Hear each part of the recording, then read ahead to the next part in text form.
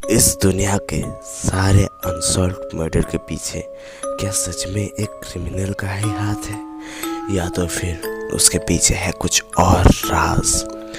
अच्छा, आजकल तो बहुत लोग लापता होते हैं। क्या उनमें से सारे लोग ही लापता होते हैं?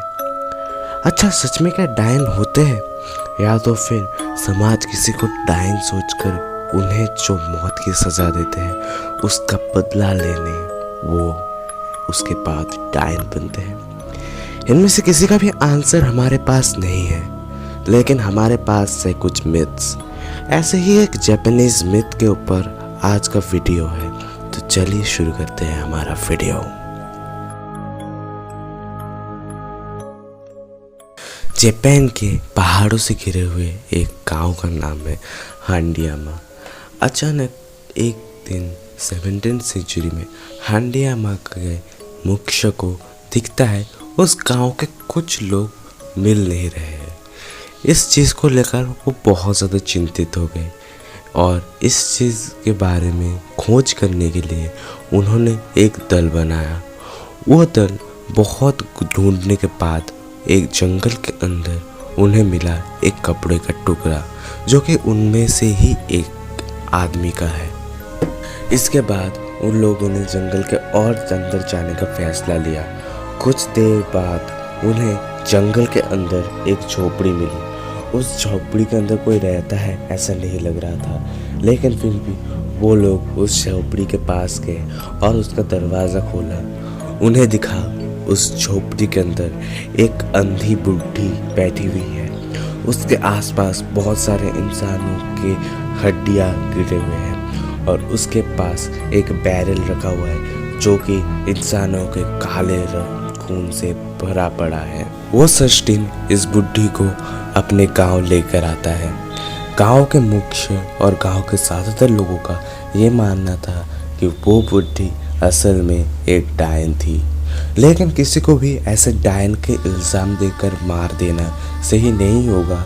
ये सोचकर गांव के मुखिया ने उस बुढ़ी का एक परीक्षा लेने की सोची। उस वक्त एक बात चालू थी कि डायन कभी पानी में डूबकर नहीं मरते। उनके साथ कितनी भी भारी चीज़ हो, वो अगर पानी में गिर जाए तो वो हर वक्त डूबेंगे नहीं, वो लोग ऊपर तैरते रहेंगे। ये इसलिए उन्होंने उस बुढ़ी के हाथ पैर और सर बांध के उनके साथ एक पत्थर बांध के उसे पानी के अंदर डुबो दिया और 30 सेकंड बाद उसे ऊपर लाने का सोचा। बाद वाले दिन गांव के पास के नदी पर यह परीक्षा शुरू हुई। उस बुढ़ी को पानी के अंदर डुबो दिया गया और वो बुढ़ी का शरीर धीरे धीरे उस नदी के नीचे चला गया। वो ऊपर नहीं आया।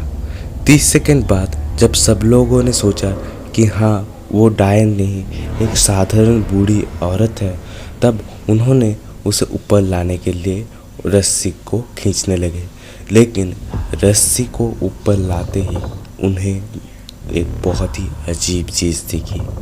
रस्सी का अगला हिस्सा कट चुका है और वहाँ पर कोई बूढ़ी औरत बंधी हुई नहीं है। लेकिन इसके बाद से और लोग वहाँ से गायब नहीं हुए। कुछ साल बाद एक गर्मी के दिन पर एक फार्मर अपने खेत से लौट रहा था। अचानक से उसे एक पहाड़ के ऊपर एक लड़की खड़ी हुई दिखी। पास आकर उसने देखा ये वही बुढ़ी है। इस बुढ़ी का नाम तब तक उस जगह पर पड़ गया था हांडियामा सामा। उसने हांडियामा सामा को देखकर वहाँ से भागने की कोशिश की और चीखने लगा, लेकिन बाकी लोग जब वहाँ पर पहुँचे तब वहाँ पर ना हांडियामा सामा था ना वो फार्मर। इस घटना के भी बहुत साल बीत जाते हैं और अब हांडियामा एक बहुत ही बड़ा शहर है। हांडियामा के अंदर एक पार्क था। उस पार्क में एक दिन कुछ बच्चे एक साथ खेल रहे थे।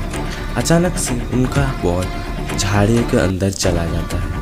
उनमें से एक लड़की ने वो बॉल लाने के लिए उस झाड़ी के अंदर गया। झाड़ी के अंदर जाते ही उसे दिखा सर में बोरी बांधा हुआ एक औरत वहाँ पर खड़ी थी। कोई शक नहीं है, यही है वो हांडियामा। इसे देखकर उस लड़की ने चीखना शुरू कर दिया। लेकिन जब उसके दोस्त वहाँ पर पहुँचे तब उन्हें ना वो लड़की दिखी ना हांडियामा सामा। वहाँ पर उनका पॉल पड़ा था।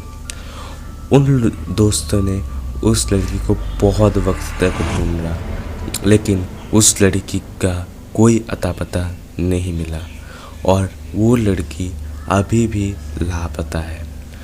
हांडियामा सामा का डर अभी भी कायम है उस शहर में, लेकिन हांडियामा सामा इस घटना के बाद फिर से कभी नहीं लौट के आया है। लेकिन क्या वो कभी फिर से लौट के नहीं आएगा? क्या ये सिर्फ एक वक्त का खेल नहीं है? क्या वक्त फिर से घूमकर उस पॉइंट पर नहीं आएगा जहाँ पर फिर से हांडियामा सामा जाग उठेगा? ये तो सिर्फ वक्त ही बताएगा।